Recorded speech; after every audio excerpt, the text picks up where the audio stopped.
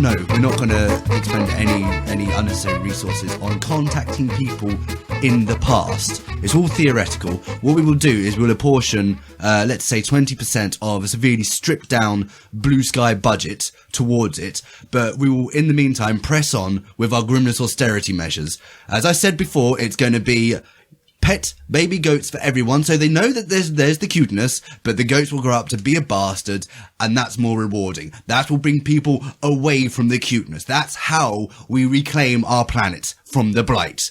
Thank you, ladies and gentlemen. And now... Hey ho, and welcome to Pot Topic Podcast, issue 30, community special.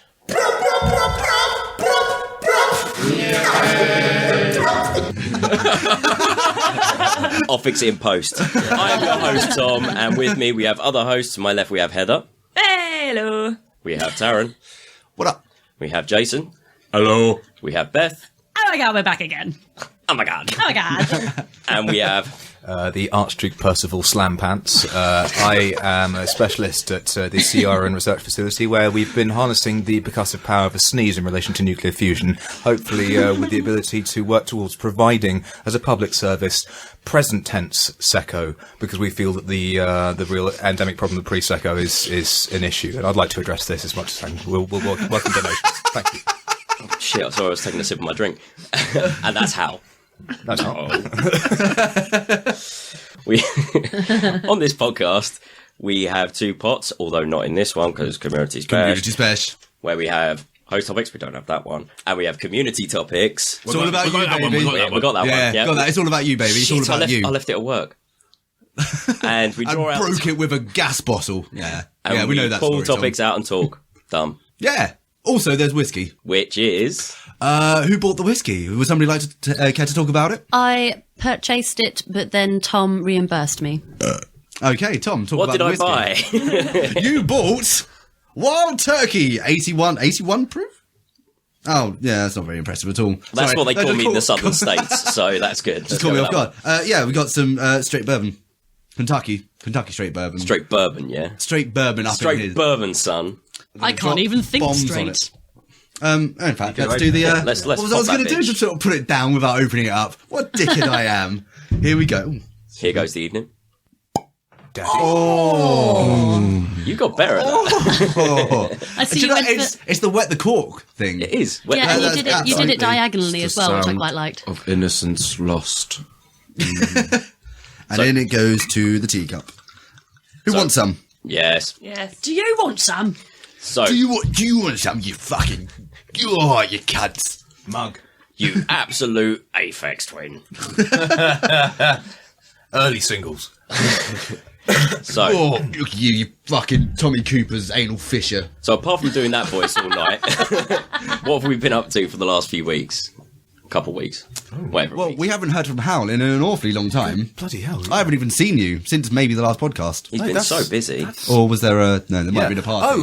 Yeah, well, there was a party in between, but I mean, not many of us remember much of that anyway. I had No, sir, we do not. Yeah, I had this kind of birthday thing, which was really intriguing. What's happened? So, my band, Talanas, have finally found a new rehearsal space, which is really, really cool. Yeah. Our tour manager, Alan, has actually built us a room inside his warehouse, which is completely astonishing. So that's ended just over a year of total inaction for us. So that's incredible. And what else have I been doing? No gardening whatsoever, I'm pleased to say. My shop has opened a new branch in Golders Green, the vape shop. Go check it out now. Out and Wise. So we've got two things. It's like so that. pretty. It's I really like what you've done with the place. Thank you. Yeah, we've done a little bit of design on that. And what else? I've not been doing any gardening. I've been brushing my teeth every morning and evening, and I have continued to have a beard. Oh, fantastic. And I support you on this. Have you been doing any more ebooks recently? Do you know what? I haven't. Some That's audiobooks, rather. has somewhat dried up a bit in the wake of the colossal amount of work that we've had at Atomwise to sort of make the new shop and everything like that. But the audiobooks will be coming back alongside other weird voiceover stuff, because I'm asked to do some idents for pure 107.8 FM. So Okay, cool. do that. Pure radio. radio. Bare sound waves. I'm gonna pretend I know exactly what you mean by that, and then move on to somebody else. Jason? I have been ill. and snap. then Sick, mate. been a Word up, yeah. enormously fat bastard and eaten about 3 days worth of food in one, and then came here. Pretty eventful. Yeah, fair enough. Yeah. And studying your arse off. I thought you were just going to say study your arsehole. I like to squat over the mirror. I've been getting. I found kind of the classical sort of prehistoric shitting in the ground with a mirror. That kind of pose. That you can really get it in there. And like for extra, like if you want like fine detail, you get in with one of the little dentist mirror. Yeah, I was gonna say. Fucking get right in there, mate. You have to have a twin mirror setup. Yeah, absolutely. Now you're talking. You know. Yeah, but you can't be holding it because how are you going to jack it at the same time? Well, that's what you got mothers to pull butt cheek back with one. That's what mothers are for. Just like Mum used to make. I've just got mine. Bum toe. Ain't done this for a while. Right, Mum. Hey! Yeah, I prefer my plaster of Paris arsehole. I can just see it on the mantelpiece. It's far nicer. Oh my God, you've reminded me. Of the bronze. What you been up to this week, Beth? I had my anus bronze. It's impeccable. You see the shine on it. It's I'm particularly impenetrable. fond. Oh, I don't. Literally. I was thinking, I can't remember who I was talking to. Oh, I think I was talking to you about the 3D printing. No, yes. Sending, right, okay. So you know how people get unsolicited dick pics sent to them? Like, especially with Tinder and stuff like that. Yeah. People just send pictures of penises to each other. It's like, I don't want to see a picture of your penis. You know how a 3D printer exists? Yeah. You could literally send your penis as a dildo to someone. If you had a 3D printer cut like fax machine, you could, in a way, send the makeup to get your penis printed out on someone else's 3D printer and be like, Yeah, I know, but just to be like an Just absolute try it on wanker, for size. you just, like, Exactly. you'd have to take the scan of it when it's already got cum dribbling down the sides. well, I was thinking that doesn't really work for vagina. That would be really difficult. But then you'd say, I like your suggestion as how it could possibly work, because this will be in the future, right? Yeah. And Well, you- no, I guess you could do it now. You said the idea. You could do it in the vaginal way. Like, if you've seen Prometheus, they have that little module that kind of flies into a thing and just scans everything. Up it goes. Oh, God, it's gone to the kidney. Oh, I've swallowed it. Yeah, oh, shit.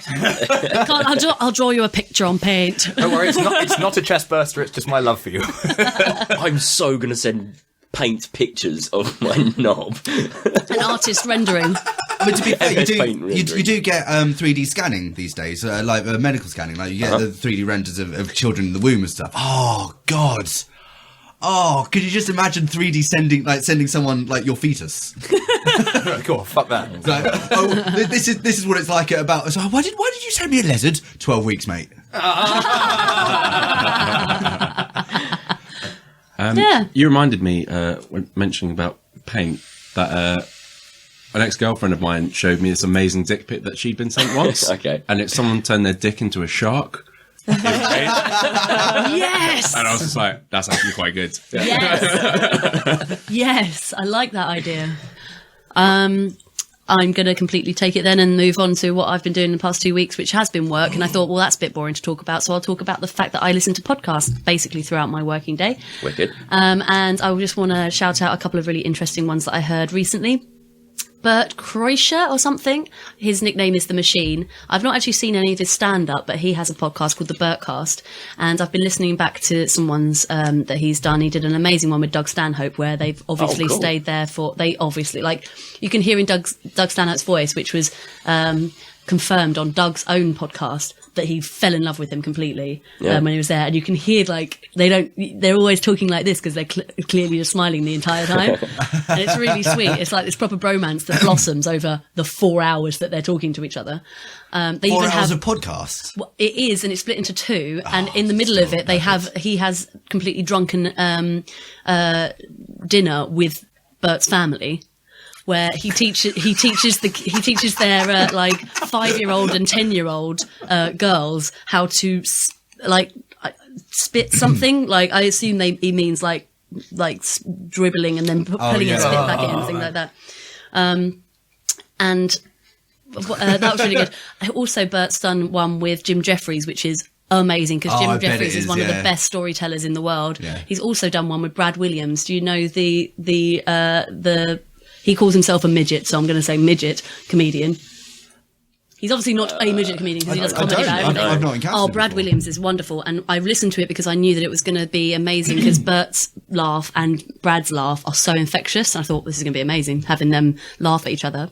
So there are 3 from his one, but also Adam Buxton has just released. Oh, motherfucker! I listened to those today. Yeah, Both I've not of them listened. back I've to not listened back. to all of them yet, but he's almost done like a dissertation about Bowie. It's amazing. He even interviewed a guy who used to run one of the, well, not run a fan page, but be a prominent member on a Bowie fan page at the start of the internet. Yeah. So cool. he had email correspondence with who he suspected to be David Bowie, but he thought was an impersonator. Actually was David Bowie, and he was the one who kind of gave him the line of that he in that Paxman interview, wasn't it? Yeah. About how the internet's going to explode and all that kind of stuff. He gave them the telephone line. Do you remember the? Of if there was a person who Can you was. imagine if every town had a telephone in it? Yeah. Which was Dun, dun, the dun. original explosion of what that technology would have been. Yeah. Trying to say that internet was going to take off in a major way. But Yeah. So pretty yeah, cool. it's just really, really good podcasts I've been listening to. So go for them. Both myself, Taryn, Diola, Greg, and Eddie, we went to go see Flesh God Apocalypse. Oh, I didn't go. All right, I know. was Well, really you were drunk, weren't you? that's true. I smashed 3 cans of Scrumpy Jack on the corner outside Underworld in about 30 minutes. No, it was less than that. The time Good stuff. it was the time that it took them to have 2 cigarettes. So yeah, that was pretty good. So do you stand testament to the fact that Francesco Paoli is possibly one of the better drummers within extreme metal now? Yes, Probably if you were sober. if I'd been able to watch him this time, because I I was see. quite drunk. £3 a shot of Cafe Patron. Fuck off. Yeah. My name is Mama Candy. I love Cafe Patron. So that No, was you're Captain Peer Pressure. incredible. So that also won't help. I got a deck of cards, which were Flesh God Apocalypse themed. Wow. That's going to be good for game night. Cool. Merch is like really making progress. I ran into I ran into Hal and Beth's old housemates, Andy and Chris. Yeah, you did. Recently engaged. Woohoo! Congrats. Ran up to her, went, "Oh, Chris, how you doing? Yeah. Did you just get here? No. I need a piss. See you later." I was so wanky. I just couldn't talk to anyone. Just went. Because they were there to see, because it's a mutual friend of ours, Steve Woodcock, was playing bass for Zerath. And Steve They were incredible. Oh, Zerath. Yeah. Zerath were supporting. Oh, I dude, could have come for oh, that. shit, I really like Zerath. I prefer Yeah, them. they were really cool. And I didn't know. and Steve Woodcock was also for a while, he was the stage tech for Cynic and played Chapman Stick for them as well. So Oh, amazing. Mr. Fancy Pants. I probably wouldn't go to see Zerath because No. I'd be in trouble if they knew who I was. yeah. Did you grief them at some point? No, what it was is that myself and Jake made some videos as the Black Frost Project. Yeah. And we said we'd make more videos if we got a certain amount of subscribers. Zerath pointed out, like, we like this. You've reached the threshold of subscribers. Why is there not more content? And then a year later, it kind of got another angry comment going, seriously, where are the videos? we never made them. Sorry, guys. The night is young. Let's do this. Yeah, we need to make more hardcore Doom tribute videos. Yeah. What annoys me is I wanted to show someone Archive of Insanity, which is an amazing kind of video that Jake put up of loads and loads of him in the olden days and then going up to now, a lot of which is them doing... I can't think of what it's called. Parkour, I was going to yeah. say parkour, but that's not what it's called, is it, really? Well, yeah, It is parkour. parkour. Yeah. Running Parkour. around like tits. Parkour, but then also keeping in all of the stuff where they completely fucked it up and things like that. That doesn't work on YouTube anymore. It's been taken down because of copyright. Really? Oh, because of music? Yeah. Yeah. What? I haven't told him that yet. I completely forgot. Well annoying. Well, I quite love is that I've been listening to a really worrying in the sense that, oh my God, it's not like my go-to thing. You know, you get into a phase of listening to certain musical programs and stuff like that. And Jonathan Meads is kind of like my one-man Radio 4 sort of thing. I just go on to and find there's this thing called Meads Shrine on YouTube, which is pretty much everything he's ever done. And one of his videos has been taken down because of a copyright claim and stuff like that, despite the fact that it was aired on BBC. Just kind of one of them is that yes, they definitely paid for the rights to use this. It's just it's a different channel, a different format, platform. Sorry. Yeah. Sorry, I completely took. Go for it. No, apart from that, I've been ill as well. All right, copycat. I've just done a Good Friday shift at a busy pub at the first warm day of the year, which was fucking horrible. Especially when you predict that it's going to be dead and end up doing the bar for like 300 people in a garden. Ladies and gentlemen, the goth weatherman, I predict death. I think people that actually were trying to enjoy a meal inside rather than going outside and having a drink were kind of getting annoyed by me every couple of minutes shouting, "I need help! Oh dear. I've got no glasses at all." But apart from those things, I've recently been turning my whimsy to writing Gamma World campaigns. Some good old-fashioned I can't pen and wait. paper RPG shit. Which, looking forward to it. I may record, may put out on this. Don't know if it'll be We'll any see. good. We'll see what happens. Yeah, we'll see what happens. So yeah. Because I mean, playing D&D, you can be a pain in the arse, just in and of itself. Having to work around microphones while you're rolling dice, it's going to be a nightmare. Yeah, but it is Gamma World, which is basically the dumb, don't give a shit version of D&D. No, true. I might be able to suspend the travel mic from the ceiling. Do it that way. Yeah, let's talk more production. Yeah, absolutely. Who's ready for some inside baseball? However, I have acquired a projector, which I'm going to be used by hanging it off the ceiling. I'm going to be hung from the ceiling and Not used. well. I'm going to hang it from the ceiling and project onto the table, so we'll have a projected game mat. But then your hands will get in the thing. way. I so like this is where it's going. Like join us next Patent week when pending.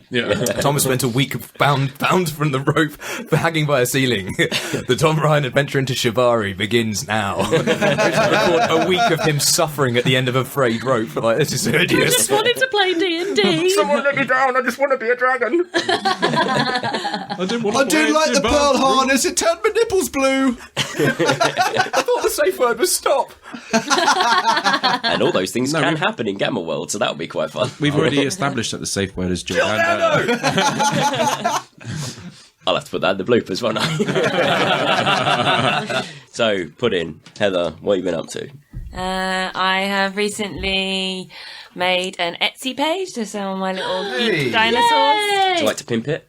It's www.etsy.com/Gone Rogue Cosplay.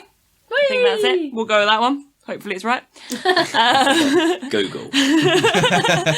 And yeah, so I've been making loads of little geeky dinosaurs. This week I've made a Joker one, a Harlequin, a Batman, and a Flash. Oh, you're forgetting the good one. The really, really, really good shit, one. yeah, you are. Oh, shit, son. Oh, Spider-Man. I made a Carnage one the other week. I think it was Oh, last it's the sickest thing I've ever seen. It's such a cool little toy. week. The girl received that one yesterday and sent me a message being like, "Oh my god, it's absolutely amazing! I'm going to put all the photos everywhere and tag your Etsy page and make everyone buy them." So yeah. I'm going to tag your Etsy page. I also went fabric shopping to get fabric for Star Wars convention in July. So I need to start making that soon at some point. So it's an entire convention. There is a Star Wars convention. Yep. Oh right. Yeah, it's the Star Wars celebration, isn't Yeah, it? 3-day Star Wars celebration. They have them at like different capitals every year Wow. in different countries, and this year it's going to be in London. And it's just 3 days of Star Wars. So I reckon they normally like do special release trailers and stuff. So we'll probably get like the first view of the latest film and stuff. This isn't the same thing that they did that wonderful reading. They got various comic voiceover actors to do the first scenes from Star Wars in. You seen that? I have seen it, yeah. I can't remember where was it's that- from, oh, though. I just wonder whether that was it the might same thing. possibly be from Yeah. the last. Yeah. Yeah. makes See, the sense. last one was in Celebration. LA because my friend went to it. You could be a Twilight with your dreads. Yeah. I'm sorry, Beth, that was amazing. A what was She could also be Predator. a twat? A what? Twi'lek. I call him Twalex, but I don't know. In other They're words, they're It's sexy, like sexiest. green or blue Yeah. or purple ones with a big tentacle head. Ah. Exotic dancer yeah. type ones. formative, not just to Relic. mine, but I'm sure many other boys at my age, very much formative to our sexual awakening, I Yeah. think. It's like, what's that and where can I get Yeah. one? And then- You have to I be want a Jabba the woman Hutt. with turquoise flesh. Yeah, a turquoise flesh that dances like that. Yeah, I'm sorry, you have to be basically an 18-foot long slug. And that was preyed upon by some sort of Illuminati that we're not going to mention. Don't you dare. Tentacle porn. Right. So I've not been getting up to a lot recently. Do you know, I've been spending most of my time trying to settle into a routine of late, which is going well. Yeah, getting to the swimming pool 3 times a week. Spending half an hour rubbing a tennis ball over your body because it hurts. Oh yeah, I need to learn to stretch properly because my back is fucked. Oh, it's so fucked. It's really quite bad. I was going to try and think of a comparison there, but I've got nothing because my shoulder's fucked. It's fair enough to say the comparison is back pain. And most people are like, yeah, I know, I've got like my lumbago kicking it up, so it feels like back pain.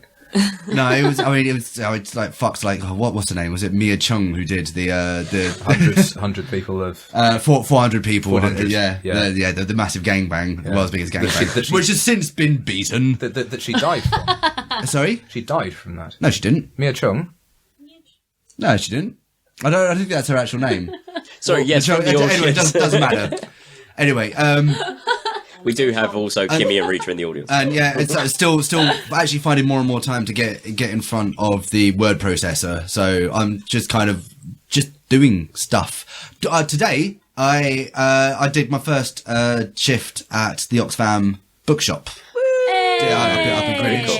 This is like kind of phase 1. Like having tried to get out of theatre, this is now phase 1 of like the revised plan of get me the fuck out of theatre. Which is next time I go apply for work at a bookshop, I won't just be going, oh, I'm a stage technician. Let me sell books. Yeah, so I'm hoping if I can go say, yeah, I've been doing kind of volunteership for 6 months now. They might be more interested. If Donald Trump can run for president. Yeah, right. Well, I mean, I'm not entirely sure how to take that. I'm not liking it. I don't wish to say His that hair you're... is far superior. Yeah, exactly. Yeah, you're not the Donald Trump of stage settings. That would be so, okay, well, how do we do with this? We need to raise the prostate. No, it's all right. We'll build a wall. I'm not making that woman fly. She's Mexican. Yeah, she paid for it for herself. But yeah, I don't know. Like, it's only my first shift in retail. It's a weird. Eventful at all? Do you know what? There were points where I was just kind of every now and then I'd catch the time and just go, oh fuck me, and just like think on it a bit. It's like this is like one of those weird exceptions for special relativity because there's no extra mass there, but time does seem to just fucking crawl by. It's ridiculous. And it's early days yet for you as well. So Yeah, I'm sure. I'm used to like being bored at work. I've done entire shifts where Mamma mia. all Here I go. no, worse than that. I've done entire shifts where all I've had to do for the day for 14-hour days, like at its worst, is just be there in case. Yeah. So I mean, I'm used to being bored, but just kind of at a book like in a theatre, you can be fucking Larry. You know, if you want to get really noisy, just step out stage door and shout at something or someone and say something terrible. You could probably do it's that in fine. Oxfam. Or read a book. Yeah, but like the second a customer's in there, you've just kind of got to go, hello, and then just wait and sort of vaguely pay attention. Yeah. We did. The guys who were working there, they were lovely. I got talking to one of them like quite a lot, but I found myself having to kind of bring down my natural speaking voice quite a bit because it's a bookshop. I didn't want to like disturb the clientele too much.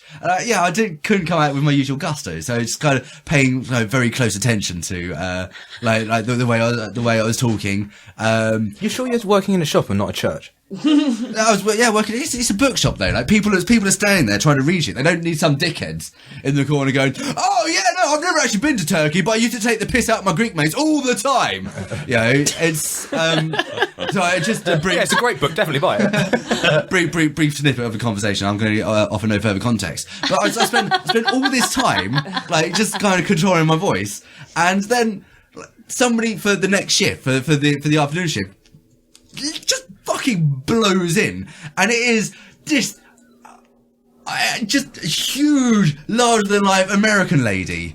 It's just like, oh, hi, how's it going? It's like, oh, fuck me, what's going on? And we got to talking. She seems lovely enough, but she's absolutely the sort of person who thinks that Rupert Murdoch is a great man. Oh shit! I'm not. So insane. I'm not saying that out of kind of a generality. That's pretty much exactly what she said verbatim. Oh my god! But I was treated to this this glorious moment, like as we're all kind of doing the handover and whatnot. This mother walks in with her 2 children, and this like one of the kids just like there's got this central display with books, and there's also some like Easter paraphernalia going on. There's bags of little eggs, and the kid just runs up to her, Mummy, I found the eggs. She says, oh darling, those aren't the eggs we're hunting for. At which point I just go, Bad. yeah, so I'm dying. She catches my she catches my eye. She's smiling as well. So there was that, and after that I sort of left there. Surprised at not being hungover, because I went to somebody else's house for somebody's birthday yesterday. Only they didn't turn up because they went to the circus and got fucked up.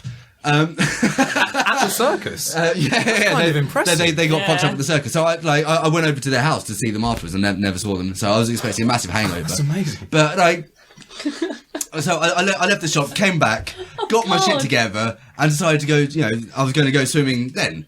So I'm still waiting for the hangover, but the hangover thankfully never came. So I get in the water. Chlorine will sort that right out. And I do my stuff, and then I get out, and then I'm just in the showers afterwards, and I'm just kind of there struggling to wash my hair because it's like immediately after swim. Arms are tired. I don't want them above shoulder level, but hair's got to be washed. I can't just like squirt the shampoo at the wall and then rub my head against it. You thought about it. I'm there. I have. I'm there just sort of suffering, and then just hear father and child. They sort of kind of enter, they slowly approach, and then they go into the shower, and the dad's kind of guiding him towards just like washing after being in the swimming pool, and there's just this one moment where I wasn't paying too much attention initially, but it's dad's going, oh what, no, yeah, okay, so okay, get you a little wet. Oh no, it's a little hot. No, it's fine, you'll get used to it. Okay, well, fine, stand up now, you're a little wet. Well, we do the soap. It's like, yeah, we do the soap. He's kind of trying to steer him through just kind of cleaning himself, and just at one point, oh good boy, yeah, no, because we need to be clean, like soap's good, soap's very good, it helps clean. And the boy said, I'm cleaning my pee-pee, and dad goes, good, you need to clean your pee-pee. And the little boy says, my pee-pee likes it. At which point the dad just goes, alright kid, get in the shower. And again, I'm in the stall next, and this is one of those things where everyone involved, we're all clearly naked, but I'm a stranger in the stall next to them. I am dying, but I've got to do it silently, and then I hit this weird point of trying not to laugh openly, trying to keep it, and I just kind of, the midpoint is me just going, it's like, no, don't breathe heavily. Oh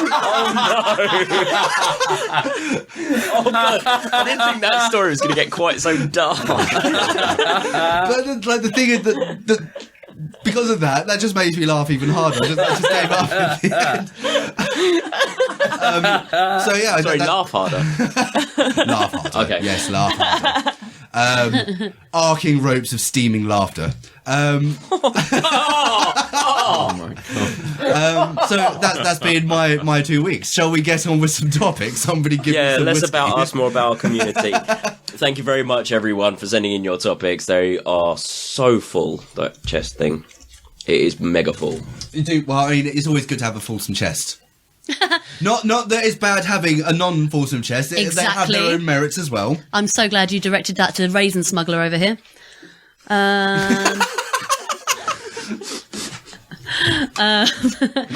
Guess who the first topic It's is? easier to smuggle raisins than it is to smuggle hams. Oh, I don't know. Depends on the size of your pocket, sir. Depends how far until the border and how much butter I have in my pocket. Community. Community chest, community chest.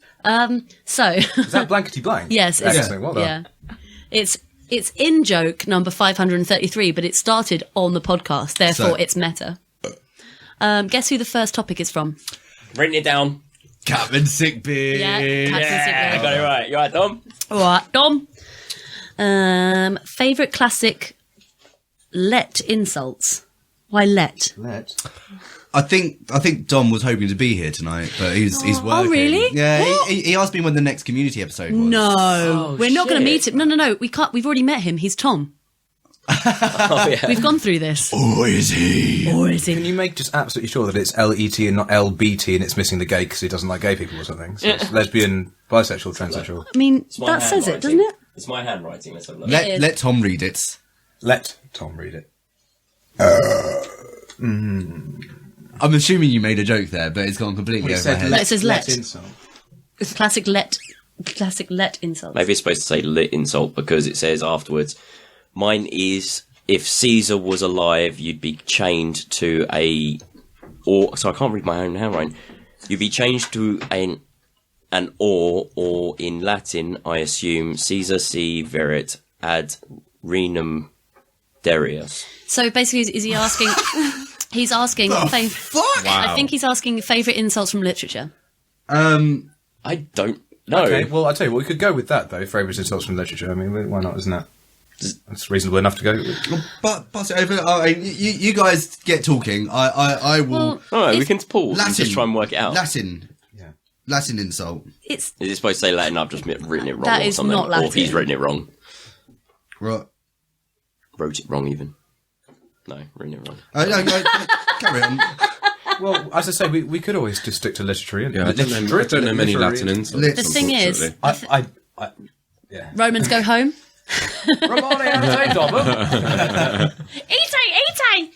Ite. One of the first insults I learned in Latin was tu assassines est, which is just, as you would expect, is you're an arse. It's just, You're an arse. but it's just, it takes longer to say and therefore is much more fun.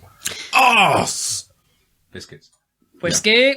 If you're going to go for the classic literature insults, it's basically all of Taming of the Shrew, but I've forgotten all of them. It's only true. That is an amazing play of complete insults thrown like amazing silver tongue wit. My favourite one would have to be from Midsummer Night's Dream, in which I think it's- I love Shakespeare more. in which that's Jason's work. That is I was stuck between you two, me and hideously Fee Simon. drunk, where you guys just talked about Shakespeare in my face for a long time. Not at you necessarily. You just caught in between. I was like a just sort of stuck. like I couldn't get out. It was a kind of classical literature version of Piggy in the Middle, but it was sort of a bit like, oh, it's just not working well. Yeah, but basically, I think Lysander says to Demetrius, well, it says of Demetrius, and I don't know why I like it so much, but it's that spotted and inconstant man. Which, of course, obviously, when you first read it, it's incontinent. But when you look into actually the true meaning of it, and I just think it's absolutely brilliant as a mark on someone's personality. He's a spotted and inconstant man. Inconstant is good. Yeah. I think, I don't know if it's my favourite, but the one I use most often is "You Fool of a Took" Yeah. from Lord of the Rings. But that's from the film. I don't believe it's actually in the books. I've I heard, thought no, it but I've was in heard the that a books. lot. I think that's in kind of 'Cause I knew- vernacular now, rather than it waiting for the film to be made. Pretty sure my mother used to say it to me, to be Yeah. honest. Oh, really? Yeah. I think fair that, enough. I When I was think a I knew kid. that before the films. Yeah. You've also got obviously "Do you bite your thumb at me, sir?" But that's Oh, yeah. not particularly very cool. It's a bit wanky, to be honest. Oh shit! What was the other one I just remembered? All right, it's you. Okay. Nope, forgotten. Carry on. So there's Oh! I really like "Of Mice and Men." yeah, go for it. Of Mice and Men. Sorry, did you want to say something, Taz? I'm gonna let you finish. That's right, hold the finger. Of Mice and Men. It's not really an insult, but people take the piss out of the like guy who's trying to be all hard. I've forgotten his name. He's got a glove full of Vaseline. So Oh, right. Remember, he's got a glove Oh full of yeah. Vaseline. So because his slapping hand's always soft. He's trying to be ever so no. Yeah. He's trying to be all hard and stuff like that, and they work the fields, these guys anyway. But he's got a glove full of Vaseline for his wife. Ooh. So he's got a soft hand for his wife. Oh. Yeah, for beating her, I understood. that to be. Well, actually, now you're turning it on the head. I'm now wondering if I've completely got it wrong. I passed English, so hopefully I got a different meaning of it being soft for his wife for sexual intercourse. I thought it was just being soft on his wife and she ruled over him. Oh no, she definitely didn't. Not that character. Okay. Yeah, no, he's the dude that just beat women, isn't he? He probably did, but he beat men up with his other hand. So Harper Lee. What was that? she was beating up two people at the same time by flapping. Sorry, the audience member Rita decided to flap. I like it. You could be at two fights at once. That is productive. We've got to periscope this fucking podcast. Right. How? Are you going Harper Lee? Was it Harper? Harper Lee died recently. Yeah. Yeah. Yeah. Yeah, after finally releasing a second book. Which wasn't really a second book. It was kind of a sort of not a reprise, I read it, but it was a. I finished it the other day. Was it? Any good? Yeah, it was pretty decent. But as I understand it, it's not necessarily a new. Well, no, it's not new. It's notes on, isn't it? In a way, it is a sequel, but parts of it are very much Mockingbird. So, but why did you just say Harper Lee? Oh, I don't know. I just couldn't remember what the author's name was. I don't Aussie Dan remember any guy. amazing put downs No. in To Kill a Mockingbird, if I'm honest. Just reminded me of something you were saying about the Vaseline and everything like that, and thinking I'm preparing this to hit people with. Weird side point, but when I switched schools a number of times for varying reasons, and when I started off in state school, then went to boarding school, and then different public school, then I went back to state. When I went back to state, when you arrive at a school where I arrived at no point at which many others would, so I was a complete lone person in doing so. Went into an art class and sat there, and this guy who was, I later realised was a complete, absolute standard trouble starter type thing, was sat next to me, goes like, I don't know you. It's like, you're very right, not many people in here know me at all. Right, okay. And gets out this knife that was concealed in a kind of like pen tube thing, but it's this sort of like a good, like, I don't know, 3-inch blade sort of thing. Then gets out his lighter and starts burning the blade. And I sort of like, this is a very abstract thing to be doing. But it sort of turned to me, I was like, okay, well, you're obviously wanting me to ask, what you're doing. So I'm just making sure the blade's sterile for you. It's just really, really weird moment in my life. And Wow. then spent, What a complete arsehole, right? And I spent it was a double art session. I spent the entire double art session basically sort of joking him out of it. But it was a deeply strange moment to have as a 15-year-old just going like, I'm making this blade sterile for you. Like, okay. Jolly good. Carry on as you were. It's just, I don't know, it's considered in a certain way. It's like, mate, I am going to make you bleed, but I'm not going to poison your blood doing it. It'll be safe in the sense that you'll bleed, but it'll be a nice clean cut. Okay. There are two literary insults I can. But the first one was Mark Twain attacking who wrote Rob Roy. Oh, you've got me there. Your mum. Anyway, like these two were contemporaries, and Mark Twain didn't like him at all because he kind of glorified war and just kind of the shit bits of the South and whatnot. So in what was the big one? Huckleberry Finn? There's this riverboat that kind of sinks. He named it after the author. after this other author. I love Mark Twain. And there's another one. This is not so much an insult, but it was kind of a fuck you moment from J.K. Rowling. Wow. Yeah, so they got Stephen Fry. Walter Scott, thank you. Aeroplane mode, Tom. Aeroplane mode, sorry. That's Walter Scott Ivanhoe. Yes, and Ivanhoe, yeah. I was trying to remember the other book. Thank you. So they got Stephen Fry to do the audiobook for the first Harry Potter, and Rowling was there as they wrapped up, and she and Fry were talking, and she was just saying, "Oh yeah, no, I've got, I'm already writing the next book that's going to be published. I've got," and Stephen Fry, in just kind of a thoughtless way, sort of very patronisingly, went, "Oh, good for you." And like this just got her blood up. And what she discovered is in the audio recording, Fry's got a weird lisp in which he doesn't know how to stop saying pocketed. Pocketed. Oh, okay. So like Neither do you, apparently, yeah. So he says pocketed. Good example, though. Pocketed. It takes too many takes. And he asked, like, could we like maybe avoid pocketed? So she put that word in the next 4 books. Just as like, fuck you. Wow, amazing. That's good stuff. I've just thought, as a bit of a throwback, do you remember we were talking about deaths in movies or film or whatever last podcast? Yeah.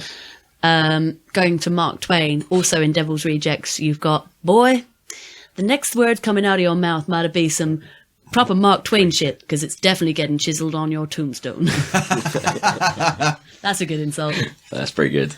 Does it count if a literary insult if I've written down on this food Doesn't count order? if you wrote it. You is poo. Yeah, that's for you. You can have that. I'll just. There you go. This is why you never made it as a waitress. Ooh! I think you'll find fucking all good. Never became a dancer! That's what I was thinking. This and that. Oh damn, this is really annoying because I know I've read a lot of like really crippling insults in my time. I just can't bring any of them to mind. This is unfair. Fuck you, Dom. Which reminds me, write a review for us on iTunes. Insult the fuck out. I tell you what, Black Sails have had some good ones this season. They certainly have. If actually, if you no one notice- watches Black Sails, then definitely should. No. They've It's so good. They've toned down the sort of like characteristic that I'm going to fucking swear at a period piece. I know, I stuff. hated that. Thank God for that. And now they're using it with good reason. So. Yeah. I mean, I've got nothing else. Anyone got anything else? Because I've got nothing else. I've got nothing else. So, No, your somebody, blueness. who pulled that topic? I did, now it's Tom. Thank you, Dom, for that one. Tom, Give take me the the topic because chest. I've got nothing else. I'm going to carry on talking about the fact that I've got nothing else. Oh, how about we talk about some dead air? We could this talk air about is some murdered. dead air. Was it Absolutely murdered air? Got murked. Was it? I can see a pattern starting. Doodah. You find some air in a locked barn hanging from a rafter. Do you know what? And there's Having only a- a puddle of water underneath it. What happened to the air? The water did that it. is now dead. The water did it. Yeah, it was the water actually. It's going to be one of the I hear you've heard This this is on no before. longer dead air. So, guess who this one's from? Right, Dom? Exactly, you're right, Dom. This one's from Captain Sickbeard. This one, oh god, Is it your handwriting wait, again, babe? Tom's it is, but it's in Right. block capitals, so I shouldn't be able to struggle. It's more the spelling. YouTube Shay St. Jean, take a quick clap break. Discuss what you have just watched. Oh, he's doing a Durham where he's doing a link Yeah, to but he's YouTube. actually told us to take a clap clap break. Yeah. Do we really? No. No. We No. fucking don't. It's too early in the We flow. fucking don't. Do you know what? Fucking That's a liberty. I don't mind shit like Lick Tom. That's all right. That's a basic stage direction. If you're- oh, for fuck's sake! if I've you been licked twice tonight already. Lucky you. I'm looking at you, woman. It was me. No. Heather, I believe you got something from the. Shame. But Dom, thank you for the pee break. Yeah, absolutely. So, This is from Dave Vincent. hey, we haven't had one from him for a while. If you could, I tried to say "way" with a mouthful of whiskey. It came out as. A whiskey way. if you could give 20-year-old you a piece of advice, what would it be? Party more. When I was 20, I was in second year of uni and I didn't party enough. I spent too much time at uni. I think we answered one of these questions before on the podcast because Something did. similar, yeah. Yeah, 'cause I But think- no, that was kind of going way back to like sort of. I was about to say high school. High school. Where the fuck are you from, bitch? Back in high school age. It was kind of school age. So we're going back to 7-year-old you or something. To a 20-year-old. Do you know what? Actually, that was the first podcast. I've just remembered because I remember being in our room recording it. Oh yeah, we were Anyway. talking about Tom's Fit Teacher or something. Yeah. Oh, fuck yeah, double A star. No, double D star. No, Filipino. Racist. Do you know what? I wouldn't actually go back and tell my 20-year-old self because like my 20-year-old self, spent most of his time at his computer writing The Gods Watch Over, and then went on to no, hang on, that was that 20? Yeah, and then went on to kind of start work at theatre. Like he had it, like he was shit. He was properly shit. Fundamental. But he kind of, he just kind of it was a good setup year for what was to come. So like 20-year-old me, well done, mate. It wasn't a complete disaster. Just fucking keep doing it. For a moment there, I thought you were going to invoke the whole, heard about the grandfather paradox, apparently, which is this. The grandfather paradox. Sounds Greek to me. Yeah, it's supposed to be this thing when people started sort of looking into, the Einstein's principle, the time and light and everything like that. But you know far more than I do about it. That's the actual title of his thesis. Is it genuinely? What? Einstein's theory of time and light and all that kind of stuff. Time and light and whatevs, lol. E equals MC whatevs. YOLO. E equals MC Ruffle. But basically, the grandfather paradox is supposed to be this thing that there's a massive sort of logical inconsistency with the concept of going back in time to do something because you tell your grandfather to do this and the other and then you would cease to exist. So therefore, if it were possible, you couldn't then be existing at the time to consider it because if I were to go back to the age of 20, it was quite simple. It's similar to the one we did before about going back in time. And my answer to that, but still would be basically stop living with stoners, buy that 7-string guitar and get the fuck on with it. No, fair enough. I think a similar one to me would be drop out of uni and get on with it. Because I wasted my time at uni. I enjoyed myself far too much. Although obviously it was fundamental to what I was doing and met up with you guys at the exact right time in my life, I kind of could have got on with it a couple years earlier than I did. I don't think that you would have been ready in yourself to take up the kind of like restaurant jobs that you did when you just come out of school. Yeah, you may not have been beaten to submission enough. I mean, the thing is, when I was saying get on with this, I mean, just to be completely precise about it, and it's the same thing as I could go so far as say like drop out of law school because I was training to become a legal executive. But I mean, I've got to admit though, all the benefit of hindsight and everything like that is that it was a particularly good choice at the time, seemingly. But it's fucking fun, wasn't it? Yeah, distinctly do. Well, no, law school was awful, but I distinctly remember that it's sort of like actually. Were you doing your LPC or? No, it was ILEX which bypassed LPC. Yeah. But the thing that it's sort of like it was back at the time when I think most people at that time were prepossessed with potential career, which I don't. As much as I've understood. Well, you've basically come from an institution which is, if you don't get that test, then you don't get that. If you don't get that, and that starts at like almost reception year 1, year 2 SATs or whatever. It's qualification hopscotch. Yeah. So by that point, a lot of people are just going, I don't know what I want to do, but I know I have to go to college or uni or because I think that's what you're supposed to do. And you're so sick of education, like I was, that. You just do it because you think that's the next step. Yeah, that's you have no time to think about. Yeah, I mean, I was thinking about my university today, and I was looking at photos of it and going, it was such a beautiful place, and it's really, really nice. And it would have been amazing, but not at the time when you're supposed to do it. I understand mature students now way more. Because it makes so much sense to actually go out and live your life for a bit and figure out what you actually like in life and go and study it later. It's like Chuck makes Norris so much better time, isn't it? So what now? Get a job. It's the whole thing of like what you ask. You are rolling. You are rolling in this education system that just is difficult after a while. Well, I mean, the thing is, I've been thinking about going back into education at some point, not in the not too distant future. And I imagine by the time I do that, I'll fucking knuckle down and do it because this is now aimed like I'm doing this for a very specific reason because it's aimed towards something I want to do. Whereas at that age, it's like, fucking I guess I'll continue. I guess I'll do philosophy because that's interesting. But that's what I was. I left school. The question always was... I know computers! Tom, computers! The question was always, Tom, what do you want to do? I don't know, something with computers. So I studied computing science. And turned out, don't fucking want to do that. I want to sell illegal drugs. Alcohol. Oh yeah.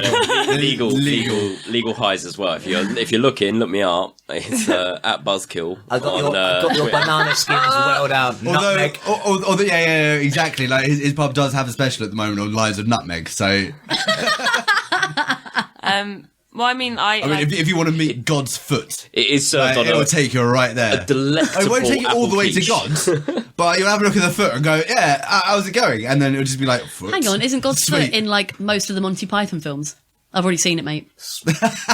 Been there, done that. And cue the Liberty Bell. Well done. Sorry, hun. Ever. I was going to say, I knew from GCSEs what degree I wanted to do, so I was So pretty, you win. I was Yeah, pretty we get lucky it. on that. No, I was pretty lucky on that. But as I was saying earlier, in first year of uni, I barely went out and partied. I was like, oh my god, I need to get a first, I need to do everything, I need to be really, really particular, and I need to do and study really, really hard. And then did second year and was like, the first year didn't count, why the fuck didn't I party more? That was ridiculous. And then second year kind of went out a little bit more. Third year I partied the most I'd partied in the entire 3 years, and still managed to get first. Fine. So, 20-year-old me. Fucking flick that shoulder. Yeah, I still managed to get it first, even though I was fucked. I wish I'd partied a bit more in second year, and then I would have done a little bit more work. I love the idea of the final exam in like, describe like your last party and how well good it was. Like, I've got this, man. I've got this. I'm gonna get a first here. Wicked. What is sewing though, man? Like I mean, universe what like and really is time? time and dresses. I mean, so the thing I keep like encountering like with these sort of questions is I just kind of I look back on my life and I realise that the way I've lived is consistent with the sort of shit you hear from people on their deathbeds. It's like, I regret not spending more time following the shit I loved, Very or spending true, yeah. time with the people I loved, or doing this or doing that. And yeah, like money can be a shit sometimes. Yeah.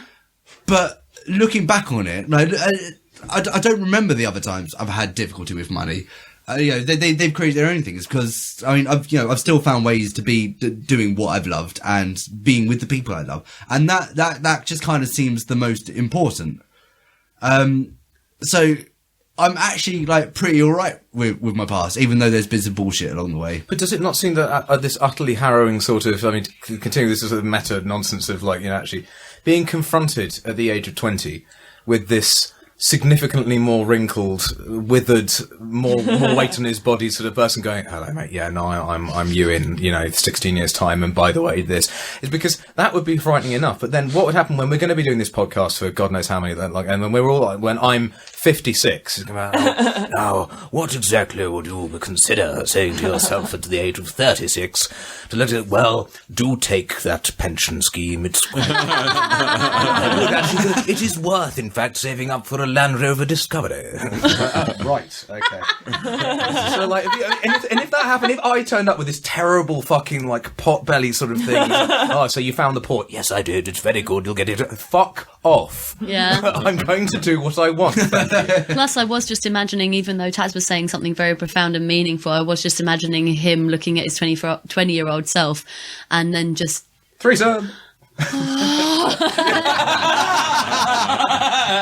Completely snogging his face off. I think, Dave, that is probably the answer. Yeah. If we were to confront our 20-year-old selves, I would we'd fuck definitely it. proposition something. It was only 5. Well, next month it will be 5 years ago for me. Damn, yeah. Right. That's a 5 year. That's a 5 year really confused circle wank. Like, when's it going to stop? I'm sorry, did that make anyone else feel really fucking old when she said that? Yeah. Thanks for that. Maybe. Thanks, appreciate it. Yeah. Hey, I'm young. fuck you all. I'm out by 16 years. Jesus. Fuck you all, you're saying. Fuck you all? Yeah, I would invite I all of would you guys fuck you round all. to come and have a go at my 20-year-old self. I'll stand by the side going, this is hilarious. He doesn't even know he can do... I know he does. Oh God, I could do that back then. This reminds me of the time that I found your headshots when you were 19. Yeah. See, I've just got this who's image. this guy? I've just got this image in that situation. Sorry for cutting across, Beth. No, it's fine. I've just got this image in that situation of you standing by while we all fuck your 20-year-old self, and just like as it's happening, Placing bets. like you just go, oh wait, no, guys, he doesn't like that. He doesn't like that. Ease off. No. No, okay, that's better. I think does. if he's standing aside while we're all fucking his 20-year-old self, he would be standing up, being the conductor.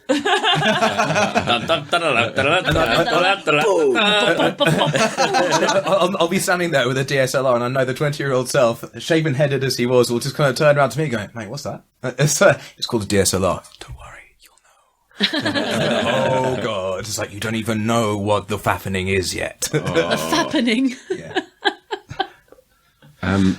I think I'm the only person that hasn't answered. Then So by no next means, topic. answer. I think You're only here for the licking.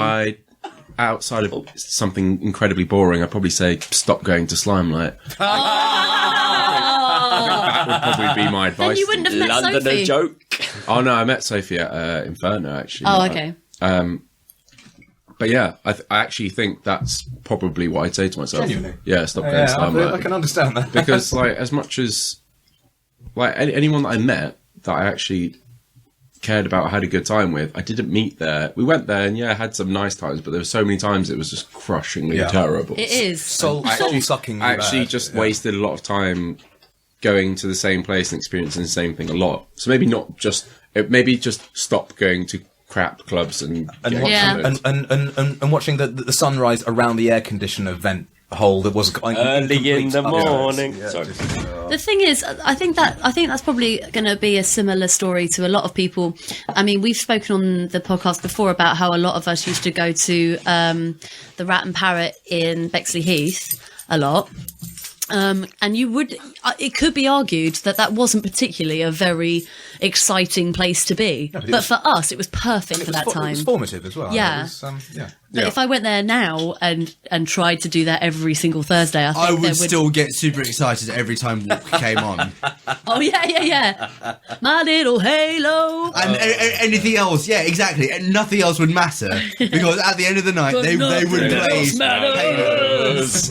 It'd be fantastic. I stumbled across a sort of clothing person on Instagram that makes these kind of like skin tight sort of PVC creations and everything like that.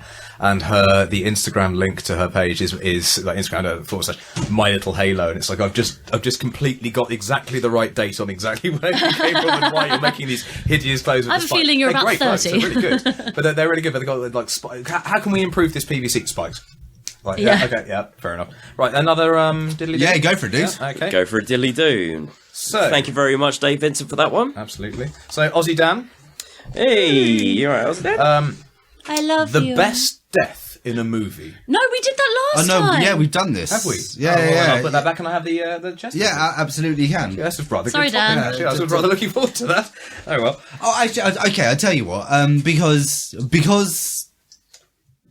Hal, you weren't here last time. Yeah, when we you did it. answer that one. Jason- and Jason answered that one. Well, and Heather wasn't answered here. that one. Heather, if you've got anything to add to the topic of best death in a movie, Good idea, Terry. like you guys had it. Hal, I know you've got something, so just if we're going to go with, I'm going to split it into two, if that's all right. I suppose a sort of dramatic interest and then real interest. Hold in up, a way that... are you making it more complicated than it needs to be? No, not at all. I just good lord.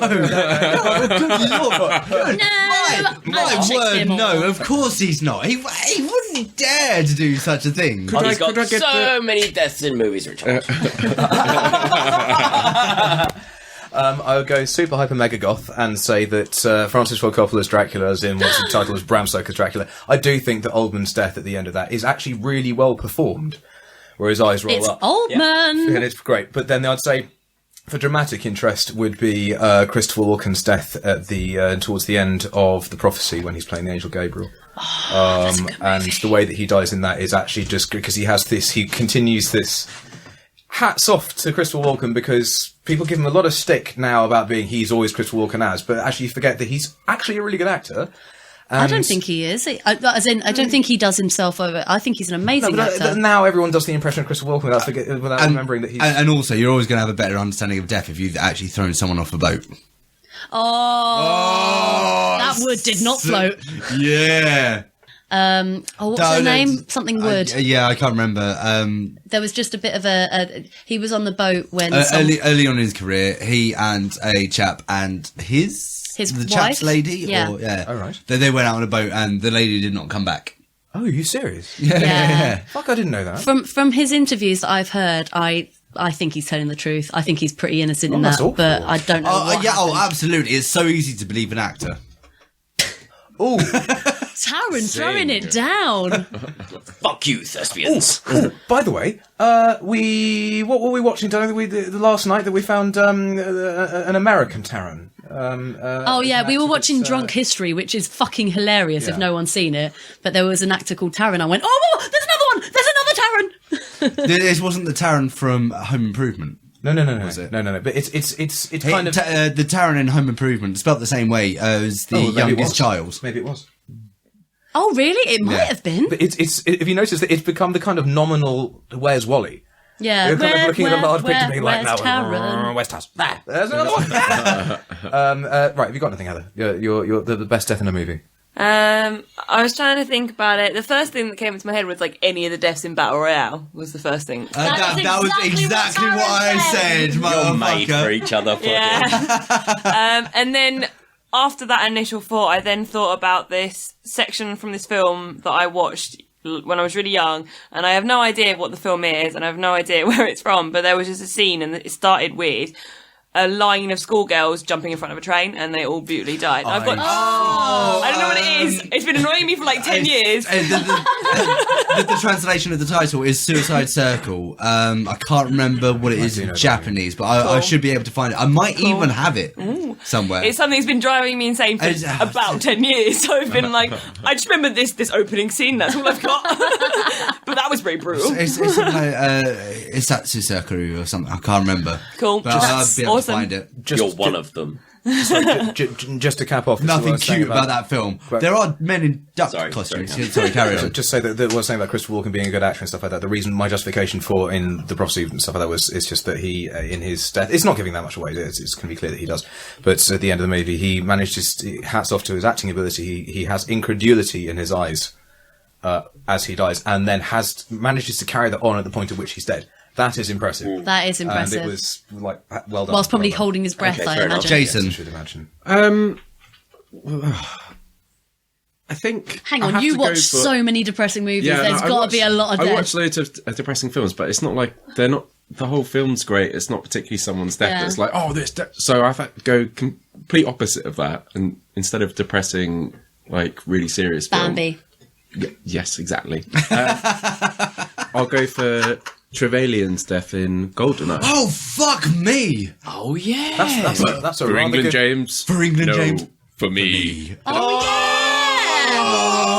And then So good! a whole satellite dish goes, go, tom, tom, tom, tom, tom, tom, tom, tom. Holy shit. That is actually the best death in movie history. No, that is Sean pretty Bean? wicked. Yeah, He dies. He does it well. And it is that amazing, like, satellite dish. Yeah.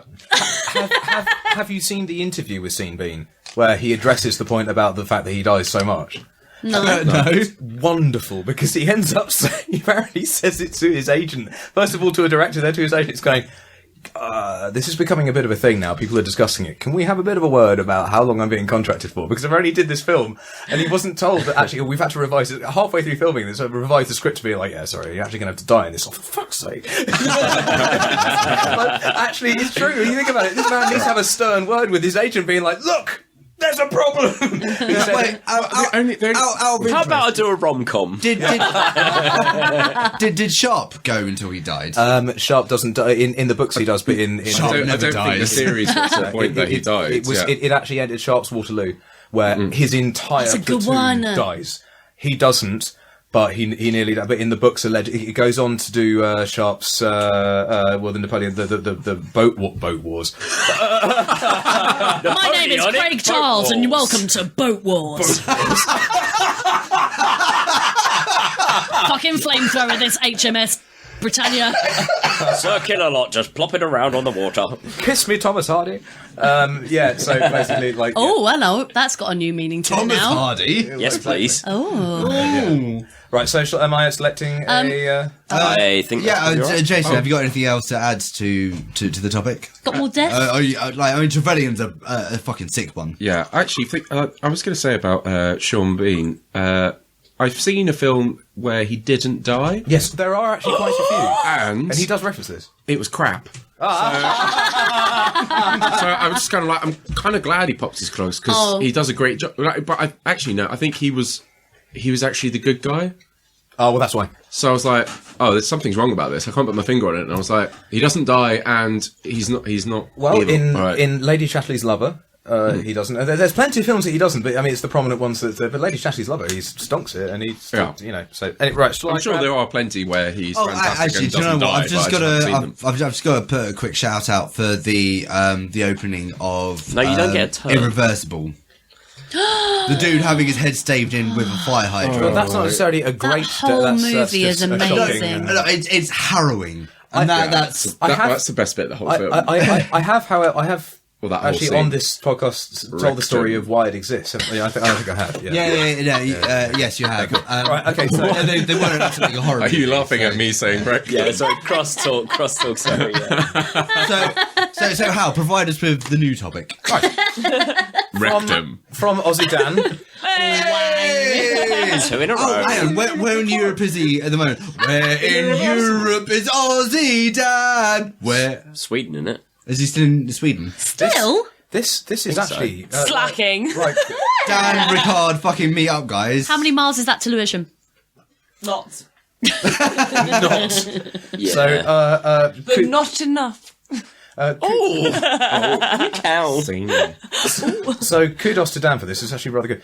Choose one person to share telepathy with. You can both hear each other's thoughts for the rest of your lives with 1 day off a year. The Queen. Next question. All right. Oh man, that'll be the best. Oh, crikey. Crikey! Crikey! Aussie Dan. Dirty, dirty mind. I mean, there's the obvious thing where, like, maybe myself and Heather share, like, telepathic thoughts. 'Cause, I mean, Oh my god, Heather's it will cut out so many layers of conversation I don't think and so much No, confusion. you However, don't want to I don't think experience you want to be sex in where my you mind. are in her mind. Don't I? But I just worry about everything Depends, all mate. the time. It really depends. I just worry about everything all the time. So, am I going to come? Am I going to come? Oh, God, I'm not going to come, am I?